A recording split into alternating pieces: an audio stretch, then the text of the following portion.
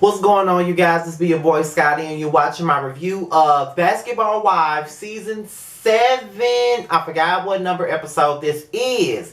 I know that I'm like a day late with this review. I recorded my Love and Hip Hop review last night, and I was supposed to record my Basketball Wives review right behind it. But I was so fucking sleepy last night after I did that Love and Hip Hop and Love and Hip Hop Hollywood review that I didn't even edit this shit last night. I said, fuck that. I'm just gonna upload this shit, schedule it to come out on Tuesday morning at 7 o'clock, and just film my Basketball Wives review when I get home from work Tuesday night, and then just post that soon after I'm done editing it. Because when I got done with that Love and Hip Hop Hollywood review, I was tired as fuck, and I knew I wasn't going to be able to edit that shit, wait for it to be done editing, then post it, then come back and do another. No. I said, I'm just going to have to be a day late today with this one.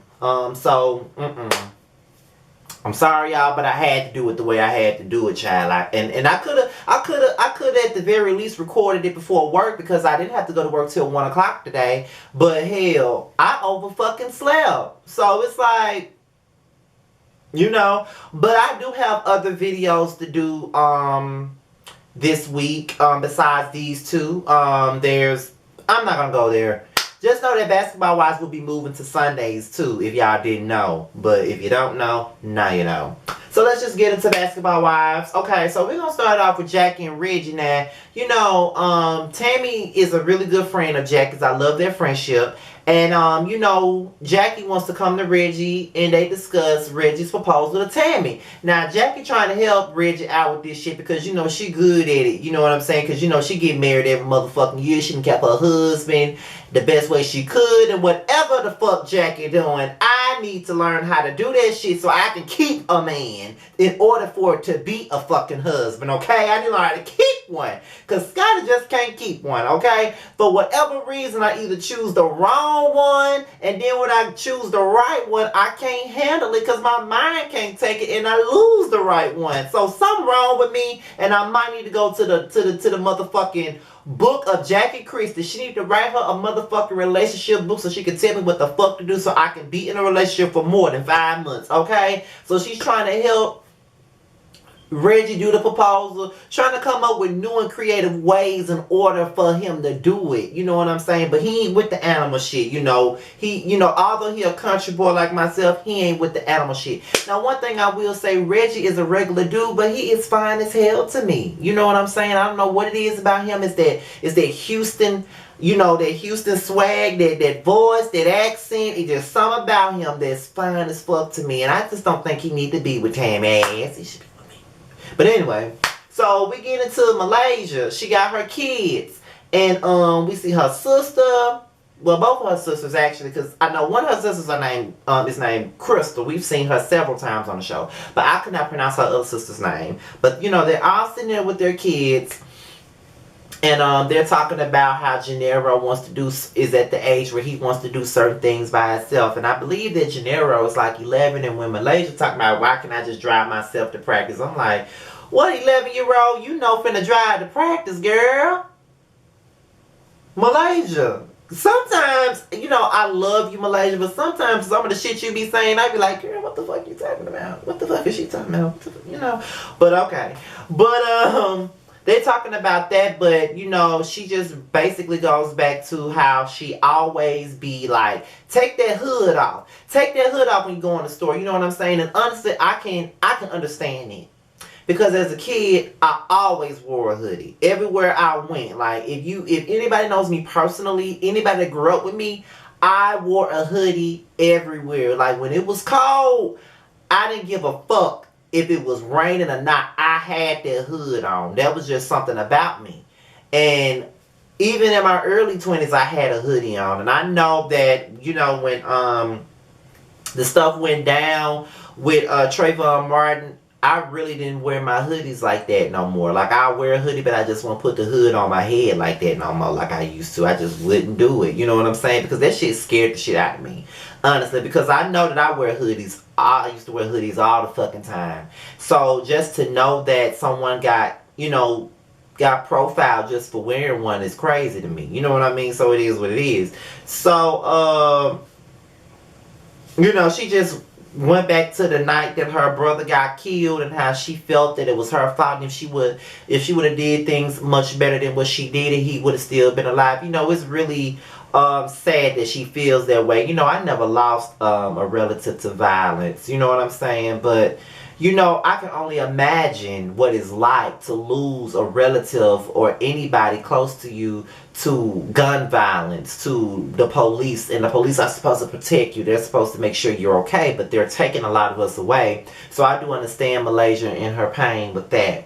So Jennifer and Kristen, why are you still friends with this bitch? Why are you still hanging with her? Like, why? Like, why are you hanging with her? Like, you probably the only bitch that's up her ass. And I know your ass smell. I know your damn breath smell like shit. Because you are eating the shit out of Jennifer's ass. I'm telling you you are. I'm telling you you are. Because you full of it. Why are you hanging with... Whatever. Why are you hanging out with this kangaroo looking ass bitch? Why the fuck are you hanging with her? What is so motherfucking appealing about this bitch that you got to hang with her? I never understand. But they talk about Malaysia. Jennifer talking about she ain't got no problem with Malaysia. She really ain't trying to have no added stress. Because right now she's dealing with this restraining order with Mr. Sweetie Pie. And she just scared for her life and all of this stuff. So, she said normally, Evelyn has been there for me throughout this whole situation. But Evelyn's not going to be here. She's going to be in Puerto Rico. And I don't really have nobody to go to court with me. So, of course, her little puppy dog, Kristen, vowed to go with her. She was like, I really appreciate you. You've been such a great friend to me. No, she's been such a great ass eater to you, bitch. Because that's the only reason why you keeping her around, because she eating your ass out. She's eating it like a home-cooked meal. I know she is. So Jackie and Reggie, they go ring shopping. They look for the perfect ring, and they find one. And Reggie is just happy because, I think that Reggie sincerely loves Tammy. I think he really wants to be with Tammy. And I do kind of like their dynamic. It's kind of crazy, though, because Reggie's not much younger than me or much older than me. Because I'm 29, and I think he's in his 20s as well. So, and Tammy damn near 50. So...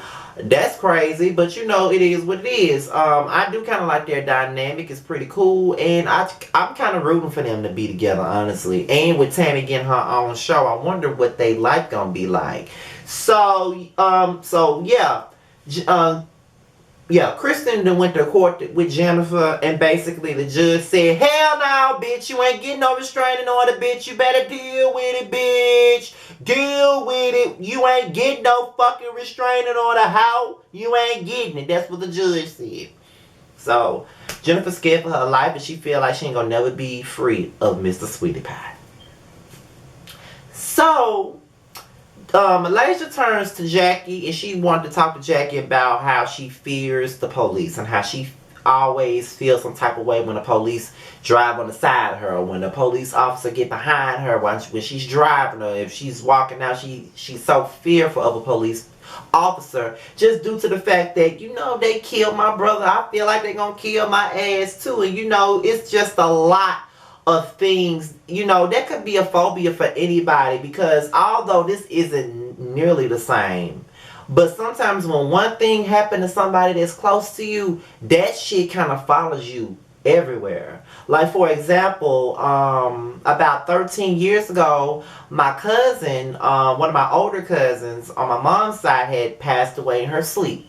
And from that moment on, honestly, and I know it might be creepy, but ever since that day I found out she died in her sleep, if I'm walking through the house at night when everybody's asleep and I'm trying to get something to drink or get a midnight snack or something, and I look over and I see my brother sleep, I always stand over just to make sure he breathing. Or if I'm walking through the living room or something like that and my mother may have fallen asleep on the couch watching TV, I have to stop and try to listen and make sure she's breathing, or make sure, I look at her stomach go up and down or whatever, just to make sure she's still breathing. Like, that shit has terrified me for for all my days. And when we found out she passed away, I was 16 years old, and now I'm sitting up here 29. And anytime I'm around someone and they're asleep, I always have to make sure they still breathing. So, you know, like with Malaysia with this police thing, whenever she see one, she gonna probably always be terrified just because of what happened.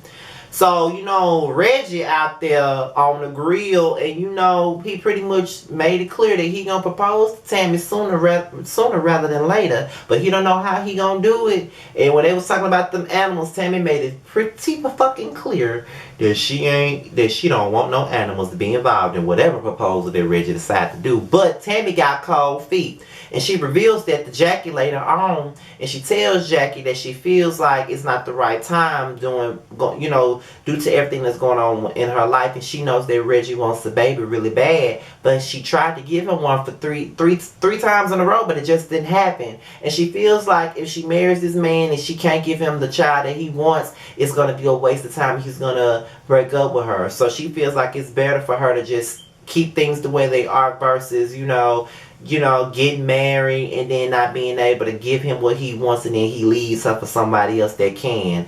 I understand. I do get it.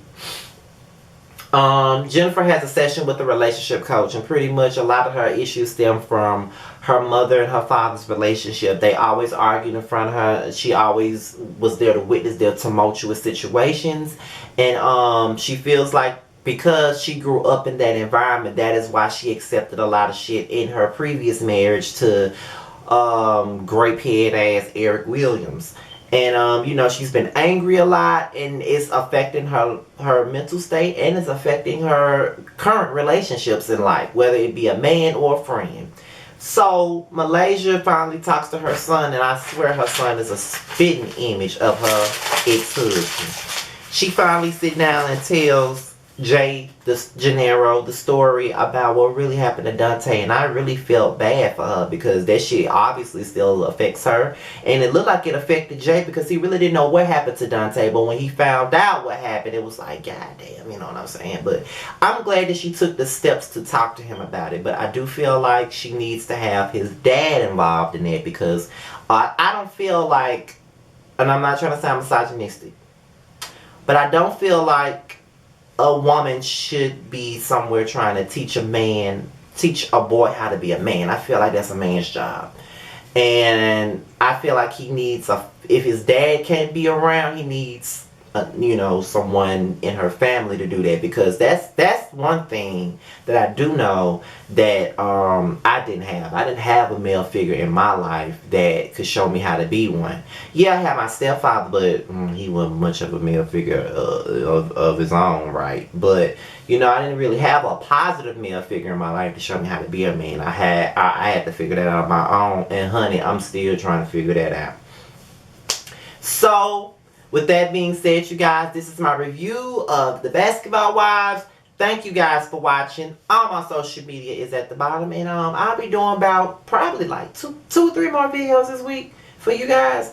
And I'll probably be going live Wednesday, which is tomorrow at this point. So I'll holler at y'all later.